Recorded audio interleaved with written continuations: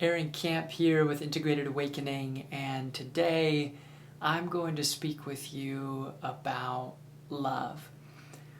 I'm going to speak about this in a way that is really talking about kind of one of the fundamental movements of the spiritual path, whether we want to call it waking down, embodiment, inclusion. It just has to do with how we take all of ourselves and bring it on to the spiritual path. And it's really a cure, if I could put it that way, or a safeguard against excessive spiritual bypassing, in that we begin with an orientation that one of the fundamental movements of the spiritual path isn't just transcendence, but is also, again, waking down, embodiment, inclusion. It's love. It's love. So let's talk about what I mean by that. Well, firstly, the title of this video, Love, is becoming progressively more intimate with what's here. It's becoming progressively more intimate with what's here. What does that mean, though? And here we go. This is the definition that I'd really like you to take away. So that's what love is. How do I do it?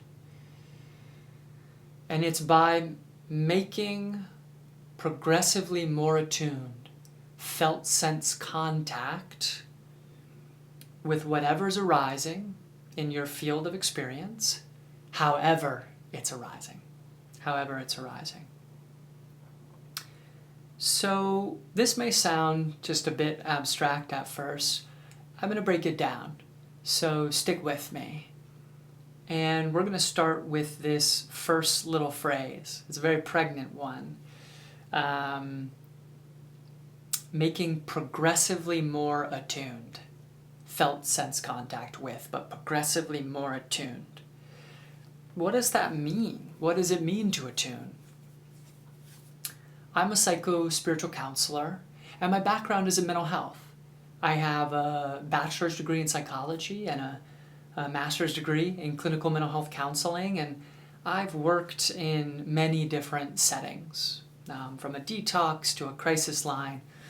And of course, I work with people in private practice. And regardless of the setting, when I'm working with someone, I'm seeking to attune to them. But what does that mean? It means that I'm first and foremost placing my attention on them. I'm placing my attention on them. I'm doing my best to give them the whole of my attention in a way that's relaxed, but it's focused. Relaxed, but focused. And as I do so, I'm attempting to see them, hear them, and feel them with my whole body, with the entirety of my experience. And my ability to do that, listen to this is so important, is directly related to how much of myself is integrated, or how much of myself is being held in the radically inclusive embrace of love. I just did a video on self-love, by the way. If you're interested, I'll link that in the description below. This is so important because you'll notice that I've made a one-to-one relationship between my ability to attune to other people and really anything at all. But in this particular example, other people, and how much essentially I've attuned to myself. How much I've attuned to myself and given me the space to integrate what's here. This is so, so key. And it can actually be a little subtle, but I want to use another example to kind of bring this out a little more. So follow me. In my field, and I just mean that really broadly, so just in the healing field, in the spiritual field. So talking about spiritual teachers, I'm talking about counselors, coaches, and healers of all stripes. You will hear people say, oh, I just have this really difficult client. I have this really difficult student. Okay? And you slow people down and you go, well, what do you mean by difficult? What do you mean by difficult? Well, when I get with them, it just doesn't matter what I say or kind of what I throw out there. They seem to always be saying, I've done that before, or that's not going to work for me. They're just shutting me down at every turn. And you go, okay, I hear that. And how does that land with you? That they're kind of shutting down everything that you're putting out? It's like, yeah, well, geez, it just got me feeling really stifled. Like, where do I really go with them? Okay. Where do you... Well, what does it feel like to feel that you don't have a sense of where to go with this client? What does it feel like? And this would be like someone who's really good and is not projecting the issue back out and is willing to go, what does it feel like? Oh, I guess, I feel a little tension in my gut and even a little fear. Oh, I wasn't in touch with that before. Notice this now. Oh, okay. So when you're with this client and you're doing your best to help them and they respond in the way that they're responding, they're kind of shutting down what you're providing, you feel afraid. You feel some tension in your gut and you feel afraid. Oh yeah. I guess, and again, this would be someone who's really good and just right on point. I guess you're right. When I'm with this client, when I'm with this student, I feel afraid. The way that this client lands in me touches a place that feels afraid. Oh.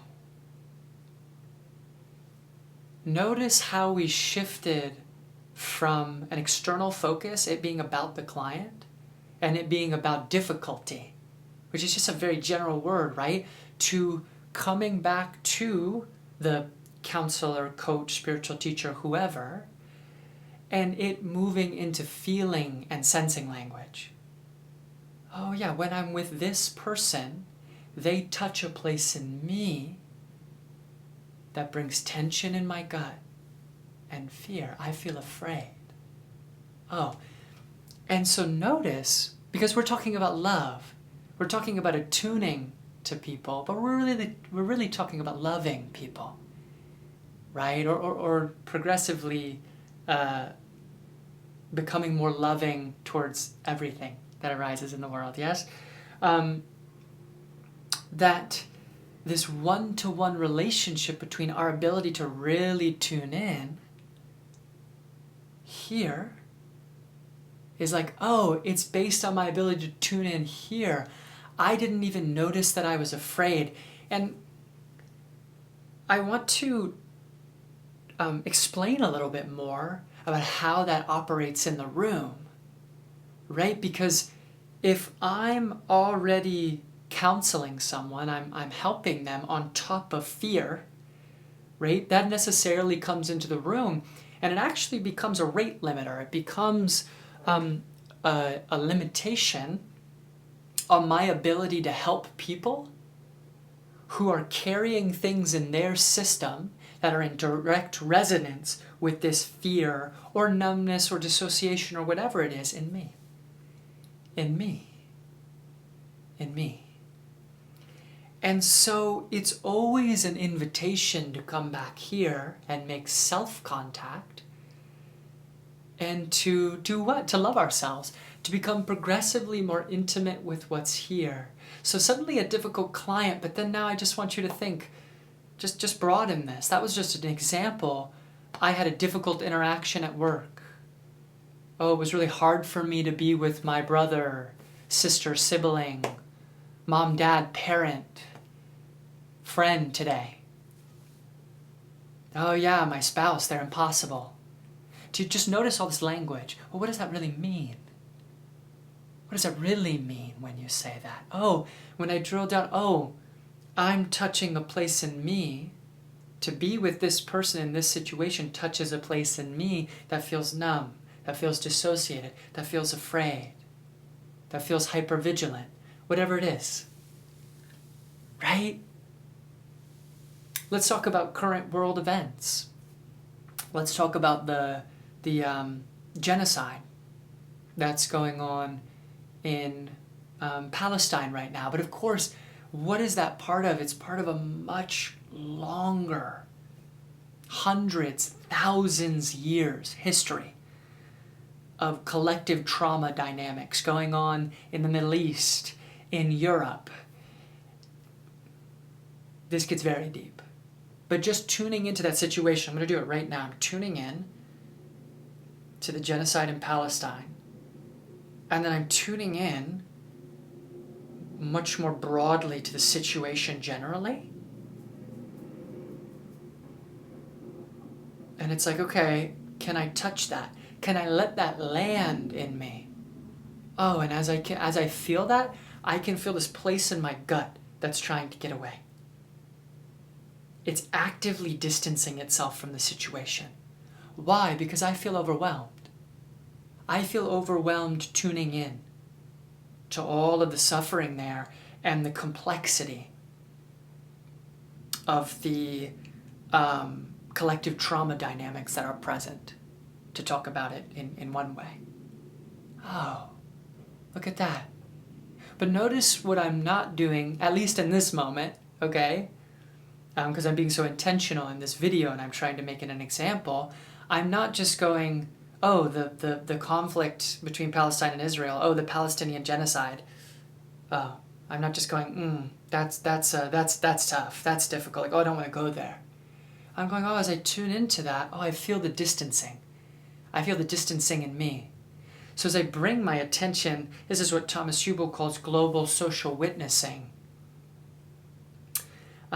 What it means to be able to host something in a progressively fuller way in your felt sense experience. It's loving it. It's moving towards that which is being disavowed, disowned, dispossessed in my individual field, but also in the collective field, and trying to bring it in and bring it closer and allowing it to land more fully in me. And this is love. I'm becoming progressively more intimate with this world situation. With this world situation. I also want to bring in here that this is what it means to embody the Christ, or embody the bodhisattva of compassion. To be that in the world. But I really want you to notice how slow and humble it is. How slow and humble it is. I was on the crisis line just today. This is literally just today. This example is so fresh. I had someone call me who was 79, soon to turn 80. And they told me, you know, I'm just now discovering that I've spent my entire life running from my pain. Whoa. 79, almost 80. Had just left their partner, who they were still very close to, right? Noticed that it was a massive mistake, They're using like the law of attraction, the law of assumption, which has truth and efficacy, but they're using it to run away, kind of to spiritually bypass, right? And they're telling me, I've spent my whole life running from my pain, and I'm just now realizing it. I'm just now stepping into the truth of that. And what are they doing? They're becoming progressively more intimate with their life. In that moment, they're stopping to just make any felt sense contact, let alone progressively more attuned felt sense contact, any felt sense contact with what's actually going on in themselves. And I spent nearly an hour on the call with this person because they were so in the pocket. It was so humble. They were just right there. And I want to invite this from you. I want to invite this from you in your life. I want to encourage you to see this being a movement of love, being the Christ, being the Bodhisattva of compassion, but really just this inclusion work, this waking down work, this embodiment work. Can I be more real with myself about what's actually here in my life as I seek to wake up and wake down? And as I seek to come into alignment with the calling that's on my life. And as I seek to become a more embodied answer to the questions that live in me. Can I slow down and be willing to notice the places that I'm just afraid? Can I actually be here with where I am? Can I make more progressively more attuned felt sense contact with what's arising in me? Just start here. Just start here. Just start here. And it requires all of us to slow down, to make space, and to really own the ways. Like, oh, I'm dissociating right now. Oh, this video is actually really hard for me to watch because the invitation is to slow down and be here more fully with what's actually here. Just in a simple, humble way. Like, whoa. That immediately brings up all this fear in my belly, and I just want to get up and go. I want to go to something that's going to be a little more upbeat, or a little more kind of keeps me moving or gets me inspired. Like, whoa, whoa, whoa, whoa, whoa. I want you to know, as I wrap this video, that the person who really brought this forward in my life, there have been many, but one of the big ones is Thomas Hubel. And as I've become more intimate and more involved with his work, it took me a long time to get there. I still struggle every now and then to listen to him when I'm not wanting to be in an aligned place. Isn't that incredible? And when I first started watching him, I could only watch him in doses. Because in his field, it's so grounded. It's so connected. It's so kind to what's here. With whatever's here, with whatever's arising. There's a kind of integrity in his field that when I come into resonance with, it invites me to be with where I actually am. All the places in me that are really having a hard time, all the dissociation, all of the fear, all of the ways that I'm not slowing down to really be here.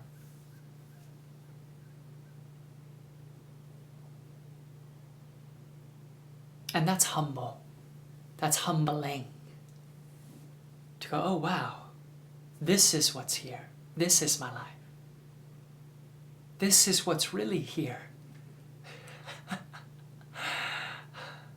I'm struggling in my relationship. You know? My bank account is looking sad. I'm having a hard time. This is what's here.